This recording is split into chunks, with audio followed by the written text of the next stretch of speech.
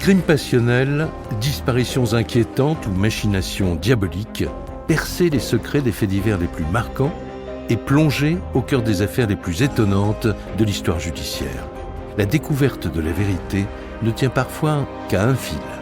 Bienvenue dans Chroniques criminelles. Dans cet épisode, trahi par ses propres amis. Pour ce podcast inédit, je vous emmène aux États-Unis et plus précisément dans le Michigan. En décembre 1993, la jeune Rose disparaît en pleine nuit sans laisser de traces. Malgré les efforts de sa maman pour la retrouver, ce n'est que 3 ans plus tard que la vérité va enfin éclater. Une vérité aussi terrible qu'inattendue. Trahi par ses propres amis, un nouveau podcast de Chroniques criminelles.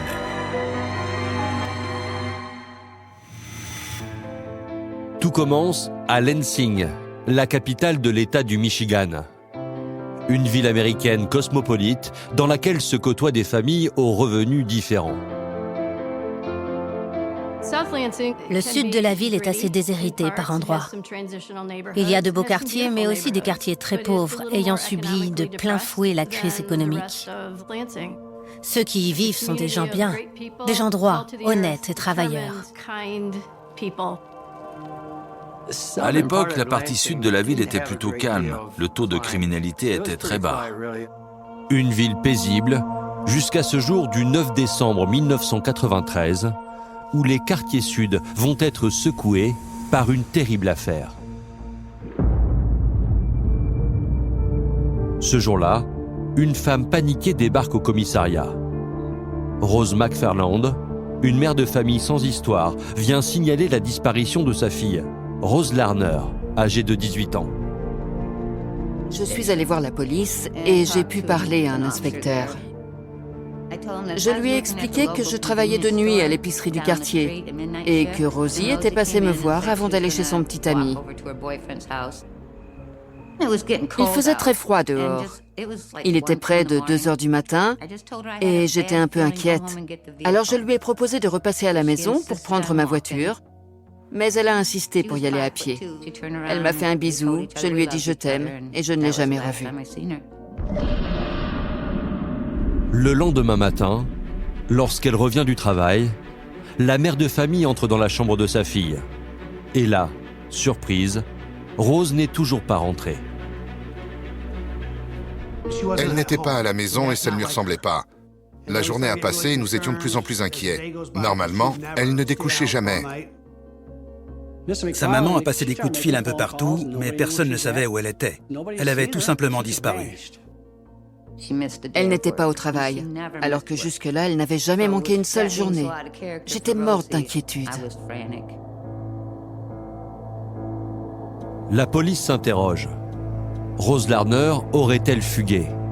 Ou quelque chose de plus terrible lui serait-il arrivé? Pour en avoir le cœur net, les enquêteurs tentent d'en apprendre davantage sur le profil de la jeune fille disparue. Rosie était la cadette. Elle avait un frère plus vieux qu'elle d'1 an, et le Benjamin avait 2 ans de moins. Les 3 étaient très proches, mais c'était plutôt elle la chef. Elle savait faire sa place. Et avec 2 frères à la maison, je peux vous dire qu'elle ne craignait pas la bagarre. C'était une fille très drôle qui avait l'esprit de compétition. Rosie était une vraie fonceuse.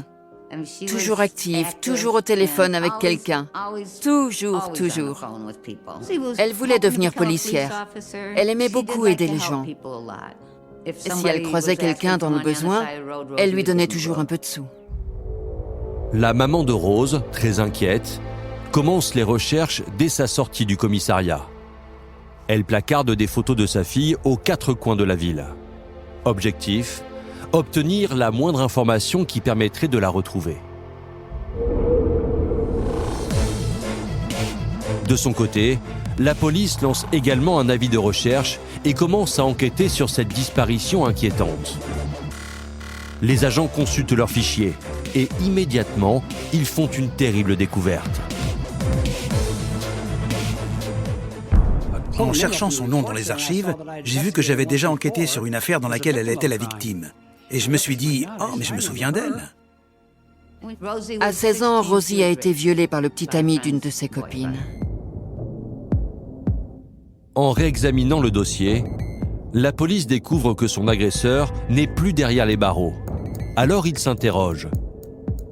Le violeur pourrait-il être responsable de sa disparition? Pour le savoir, les enquêteurs se rendent au domicile du jeune homme. Mais il explique ne plus avoir de nouvelles de Rose depuis des années. Et il ignore où la jeune femme pourrait bien se trouver. Il avait un alibi solide. Impossible d'en faire un suspect. La piste de l'ancien agresseur ne donne rien. Pour tenter de comprendre ce qui s'est passé, les enquêteurs se tournent alors vers les relevés téléphoniques du domicile familial. Peut-être y trouveront-ils un indice qui pourrait les aider.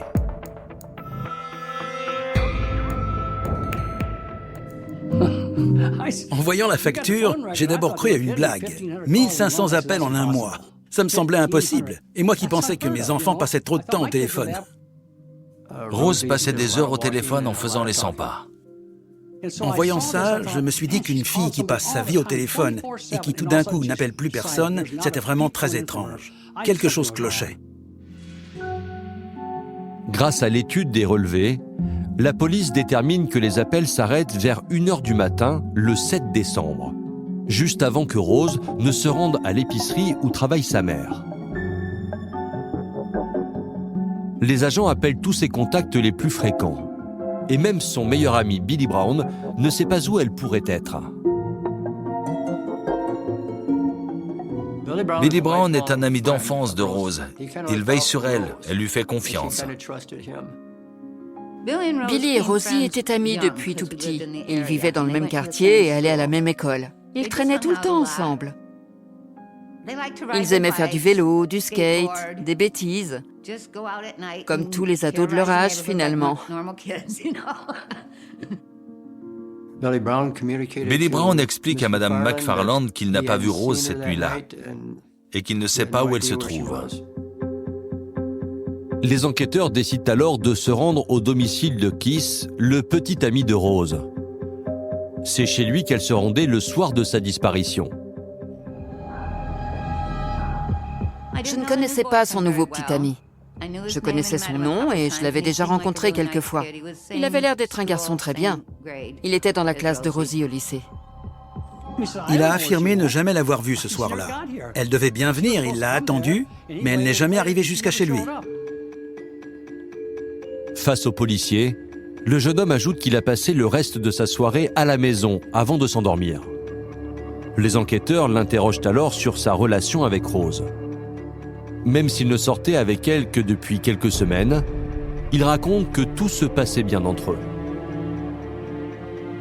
Keith s'est montré très coopératif. Nous avons fouillé sa maison en cherchant le moindre petit indice, mais nous n'avons rien trouvé. Il n'avait sans doute rien à voir avec la disparition de Rose. À ce stade de l'enquête, la police n'a pas la moindre piste à suivre sur cette disparition inquiétante. Dos au mur, les enquêteurs n'ont pas d'autre choix que de se tourner à nouveau vers la famille, dans l'espoir d'en apprendre davantage sur la jeune fille disparue. Et ils décident de se focaliser sur la vie amoureuse passée de Rose. Questionnée à ce sujet, sa maman leur donne le nom de son ex-petit ami, un certain John Kehoe. John Kehoe est entré dans sa vie. C'était un garçon qui se prenait pour un rappeur à succès. Rose était follement amoureuse de ce John Kehoe. C'est Billy qui lui avait présenté. Elle était très amie avec Billy, mais pour John, elle aurait fait n'importe quoi. Il faisait beaucoup la fête, et je sais que ma sœur buvait de temps à autre. Mais elle n'a jamais pris de drogue. Rosie m'a demandé s'il pouvait venir vivre avec nous. J'ai découvert qu'il avait apporté des armes chez moi et je ne tolère pas ça. Alors je lui ai demandé de partir. C'est à partir de ce moment que la relation entre Rose et John Kehoe a commencé à se tendre. Très vite, Rose découvre que son petit ami lui cache beaucoup de choses. Il sortait avec ma sœur, mais aussi avec une autre fille en même temps. Quand elle a découvert ça, elle l'a très mal pris. Se sentant trahie, la jeune fille veut des explications. Rose avait une sacrée personnalité. Il était difficile de lui dire non. Elle a persisté. Ils ont notamment eu une dispute terrible en public lors d'une fête. À la fin de cette soirée, Rose prend le volant de sa voiture, puis elle fonce dans celle de John. Quand elle s'énervait, mieux valait ne pas rester dans le coin. Mais je ne pense pas que John Keogh était du genre à laisser quelqu'un abîmer sa voiture sans rien faire. Il était très en colère. Pour ce John Keogh, nous avions donc un motif. John Keogh aurait-il voulu se venger du comportement de Rose? Pourrait-il être à l'origine de sa disparition? Pour le savoir, les enquêteurs décident de l'interroger. L'ex-petite amie raconte sa relation avec Rose et la façon dont ils se sont rencontrés via leur ami commun, Billy Brown. Billy et ses potes passaient pas mal de temps avec John. En fait, c'est Billy qui a introduit Rose dans le groupe, si on veut. Billy Brown, John Keogh et Rose passaient leur temps ensemble. Et la relation entre Rose et John a progressivement changé de nature. Mais lorsque Rose et John se séparent, Billy reste ami avec lui. Quand les enquêteurs lui parlent de l'incident de la voiture, il minimise les faits. Je lui ai demandé s'il était en colère et il m'a répondu « Bien sûr, mais c'est fréquent dans un couple de s'engueuler, non ?» Je n'ai pas aimé le ton avec lequel il a dit ça. Il y avait quelque chose de malsain dans sa réponse. Interrogé sur la disparition, l'ex-petite amie nie être lié à cette affaire ou à une quelconque vengeance. Il était très clair dans ses réponses. Il m'a dit « Je ne sais pas où elle est allée. Je ne sais pas ce qui lui est arrivé, j'en sais rien. » Mais même s'il s'était montré très coopératif, il était hors de question de le rayer de la liste des suspects. Alors les enquêteurs l'interrogent sur son emploi du temps la nuit de la disparition. Que faisait-il?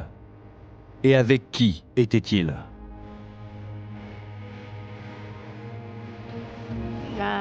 John a dit à la police que ce soir-là, il était avec Billy Brown. Le jeune homme ajoute qu'ils étaient en compagnie de sa nouvelle petite amie. Il reconnaît avoir parlé avec Rose au téléphone ce soir-là, mais précise qu'ils ne se sont pas vus. La nuit de sa disparition, elle a appelé John Keogh et ils se sont parlé quelques minutes. Puis ce dernier est parti de chez Brown avec sa copine. Pour vérifier cet alibi, les policiers décident d'interroger de vive voix Billy Brown, qui leur confirme la version de John Keogh. Ils étaient bien ensemble ce soir-là. Je me souviens qu'il a dit « Je suis son ami, jamais je ne lui aurais fait le moindre mal ». De tous ceux que j'ai interrogés, Billy s'est montré le plus coopératif. Pour l'instant, les policiers n'ont pas de quoi relier John et Billy à la disparition de Rose. Mais à ce stade de l'enquête, ils ne peuvent pas non plus les rayer de la liste des potentiels suspects. Près de 2 semaines après la disparition, l'affaire est toujours au point mort. Et de nombreuses questions restent en suspens. Qu'est-il arrivé à Rose? Où se trouve-t-elle?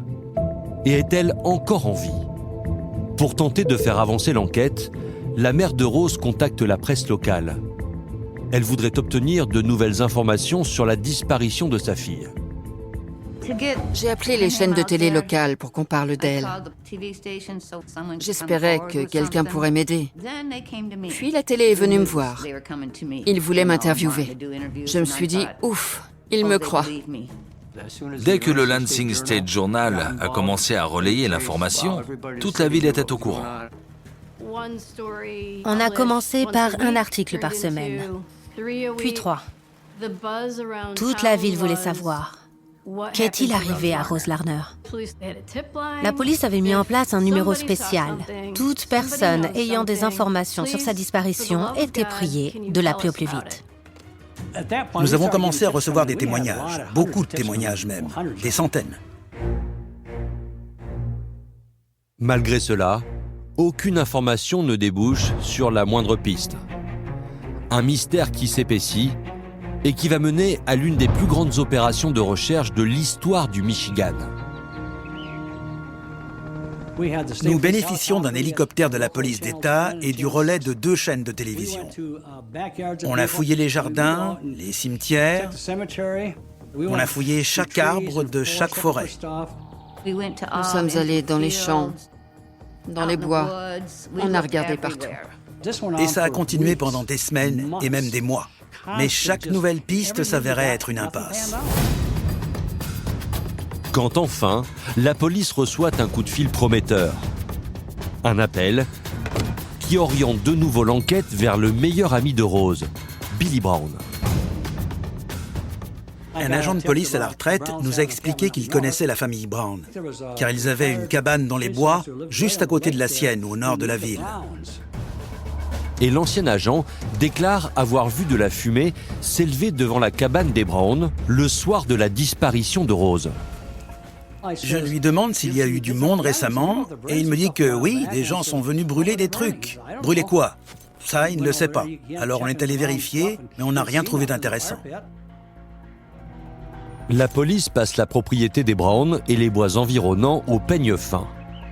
Mais hélas, toujours aucune trace de Rose. Nous n'avons rien trouvé, rien. Pas l'ombre d'une piste. Et ce, pendant très longtemps.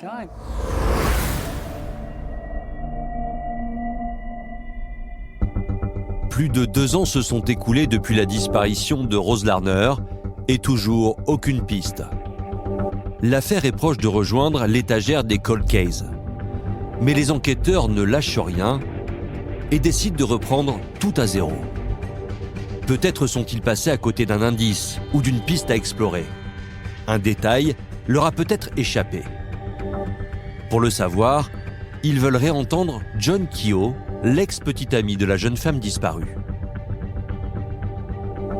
Il était dealer, il prenait de la drogue, il portait une arme. Il avait des relations dans la pègre à Chicago, à Fort Wayne. J'ai même appris qu'il était allé en Floride pour tenter d'obtenir 1 kilo de cocaïne. Un profil de délinquant qui les inquiète. Mais 2 ans après sa dernière audition, John Keogh ne vit plus dans le Michigan et la police ignore où il se trouve. En attendant de le localiser, les enquêteurs décident de réentendre Billy Brown, le meilleur ami de la jeune fille. Lors de ce nouvel interrogatoire et au détour de la conversation, Billy raconte une anecdote qu'il n'avait jamais évoquée jusqu'ici. Il explique aux enquêteurs que quelques jours seulement après la disparition de Rose, lui, John Keogh et un 3e homme seraient partis en week-end en Floride. Immédiatement, la police veut en apprendre davantage sur l'identité de ce 3e individu. J'ai appris que ce monsieur était en prison pour un vol à main armée qu'il avait commis à Orlando. Je savais donc qu'il serait disponible pour répondre à quelques questions. Je suis allé avec un collègue en Floride pour rencontrer ce fameux 3e larron dans une prison d'Orlando. Nous avons discuté environ 40 minutes et son petit speech était bien rodé. Une histoire sans vague, rien d'intéressant à se mettre sous la dent. En consultant les fichiers de la police, les enquêteurs se rendent compte que cet homme est aussi un dealer. Ils décident de lui tendre un piège et tentent un coup de poker. Je l'ai regardé dans les yeux et j'ai dit « On a un problème ». J'ai compris dans son regard qu'il était à point. J'ai continué en bluffant. Je vous ai posé plusieurs questions dont je connaissais la réponse et vous avez menti. Je vous ai aussi posé des questions auxquelles je n'ai pas la réponse et j'ai donc toutes les raisons de croire que là aussi, vous m'avez menti. Sauf que je me moque complètement de votre petit trafic de drogue. Moi, j'enquête sur un meurtre et si vous me cachez des choses, je vais finir par croire que vous êtes complice. Par peur de se retrouver lié à une affaire de meurtre, l'ami de John Keogh décide de coopérer. Et là, ce gros dur a fondu en larmes sur sa chaise. Il a posé les mains et la tête sur la table. Il tremblait. J'étais sûr qu'il allait parler. Il m'a raconté toute l'histoire en sanglots. C'était très émouvant. Il avait récupéré Keogh et Brown à la gare routière et ils avaient pris une chambre d'hôtel à Orlando. Ils avaient fait la fête toute la nuit, cocaïne, alcool, drogue en tout genre, et à un moment, Keogh avait lâché une bombe. Juste avant de venir, j'ai étranglé une fille dans le Michigan. Il avait entendu que le crime avait été commis dans une maison dans le Michigan. C'était une info importante.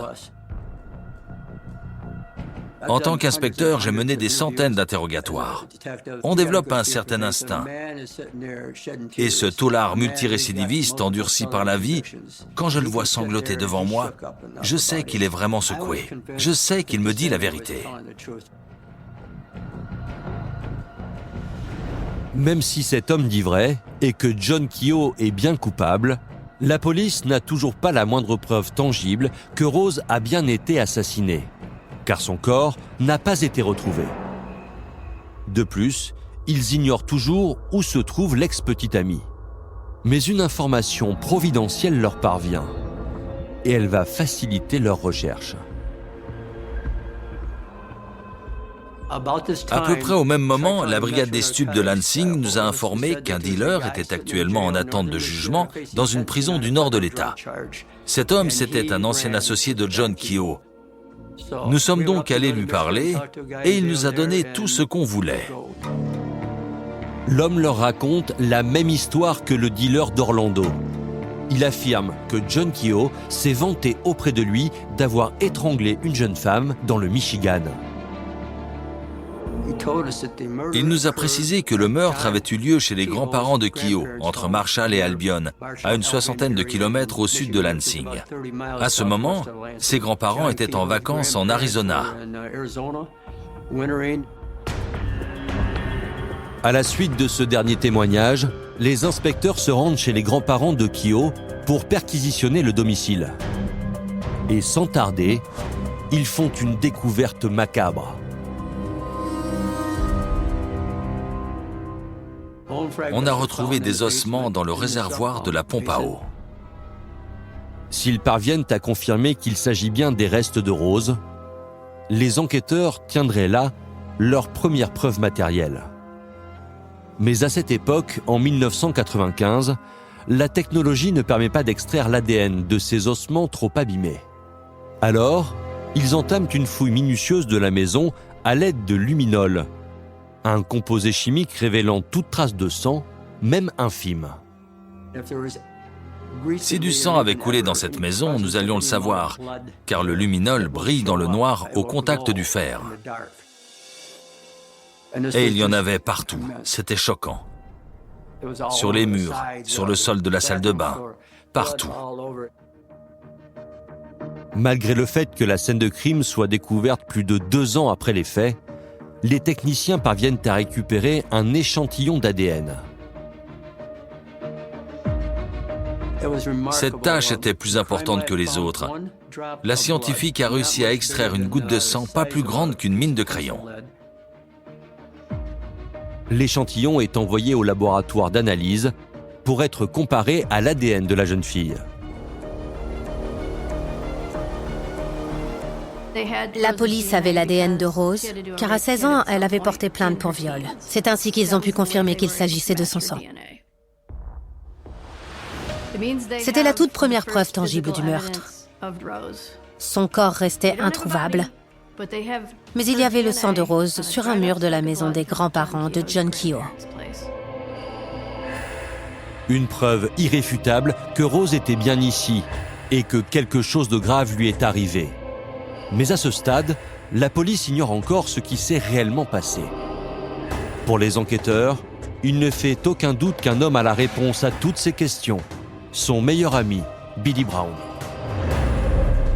Confronté à ces découvertes, l'homme craque rapidement. Ce n'était plus le Billy que j'avais interrogé quelques mois auparavant. Il était beaucoup plus humble, il n'en menait pas large, et il nous a enfin raconté toute l'histoire en détail. C'était un récit particulièrement choquant. Cette nuit-là, Billy confirme que Rose a bien quitté l'épicerie où travaillait sa mère pour se rendre chez Keith, son petit ami. Mais en chemin, elle s'arrête chez Billy et demande à voir John Keogh. Billy l'appelle.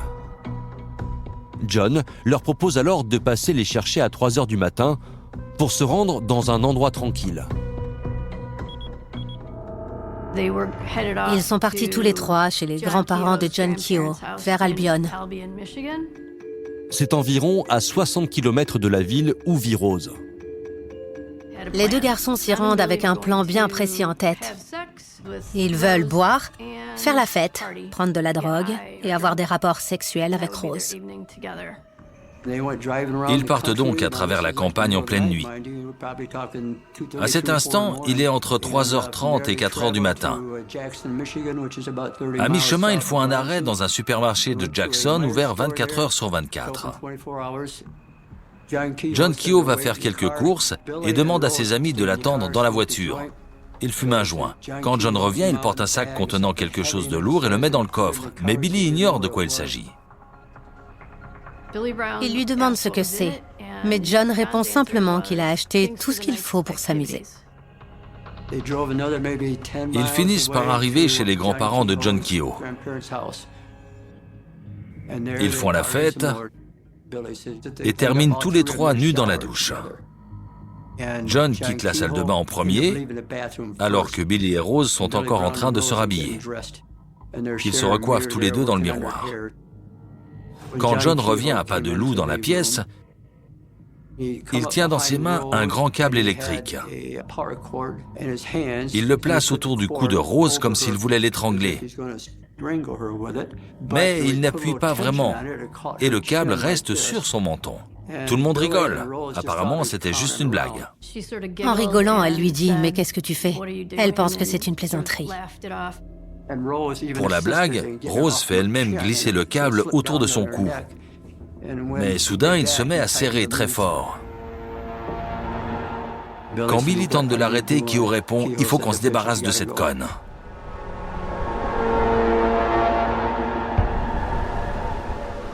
Quelques minutes plus tard, elle est morte. Effrayé, Billy quitte la salle de bain en courant.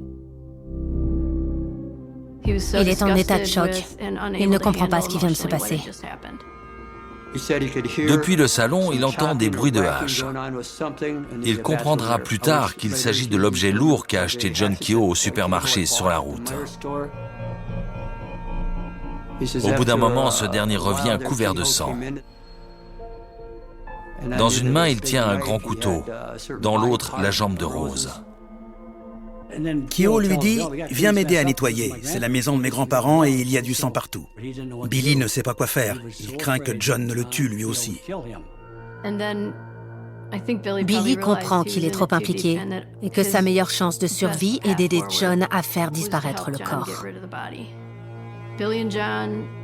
Il y a du sang partout. Et les deux jeunes hommes s'équipent de torchons et d'eau de javel pour nettoyer la salle de bain. Ils font du très bon travail, car ils savent qu'il ne faut pas laisser la moindre trace. Ils allument un feu dans la cheminée du salon et tentent de brûler le corps, partie par partie. Au bout de plusieurs heures, ils comprennent qu'ils n'arriveront pas à leur fin. Ils mettent donc les restes de Rose dans un sac, jettent le sac dans le coffre et se rendent à la cabane de la famille Brown dans le nord de Lansing. Ils y font un grand feu, mettent de l'essence dans le foyer et y brûlent les restes de la malheureuse. Pour se débarrasser de toutes les preuves, John et Billy se rendent ensuite chez Tim Keogh, le frère de John. Ce dernier vit à 200 km de là. Sur la route, ils jettent les cendres par la fenêtre. Une fois sur place, ils expliquent à Tim ce qu'ils ont fait. Ce dernier accepte de faire disparaître la hache et de l'essence qu'ils ont amenée. Voici donc la version finale de cette histoire. Celle qui désigne sans ambiguïté John Keogh comme le tueur. Suite à ces terribles aveux, Billy est inculpé pour complicité de meurtre. Tim Keogh est également arrêté pour complicité de meurtre et destruction de preuves. Et un mandat d'arrêt au nom de John Keogh est émis dans tout le pays. La traque a commencé à l'échelle nationale. John Keogh pouvait être n'importe où, au Mexique, en Utah, au Nebraska.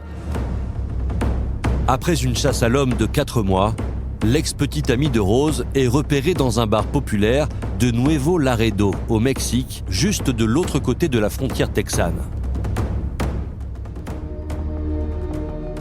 Avec l'aide de la police mexicaine, des Rangers du Texas et de la police de San Antonio, nous avons pu arrêter John Keogh et l'extrader vers le Michigan. L'inspecteur Brooks m'a appelé, il m'a demandé de m'asseoir et j'ai dit « Vous l'avez eu ?» J'ai répondu « Oui, on l'a eu ». C'était un coup de fil inoubliable. John Keogh est inculpé pour meurtre avec préméditation, comme le suggère l'achat d'une hache, d'un couteau, de câbles électriques et de liquide inflammable le soir du drame. En avril 1997, 4 ans après la mort de Rose Larner, il est reconnu coupable. Pendant un mois, j'ai assisté à chaque jour du procès. J'ai ressenti un tel soulagement quand j'ai entendu le mot « coupable ». John Keogh écope de la peine maximale en vigueur dans l'État du Michigan, la prison à vie, sans possibilité de libération conditionnelle. Pour la mère de Rose, ce verdict est un vrai soulagement. Je pense à elle tous les jours. J'aimerais qu'on se souvienne d'elle comme quelqu'un qui donnait beaucoup et qui faisait confiance aux autres. C'est ce qu'elle était, une fille sincère et entière. Pour une maman, c'est important de savoir que sa fille a été aimée et qu'elle manque à beaucoup de gens.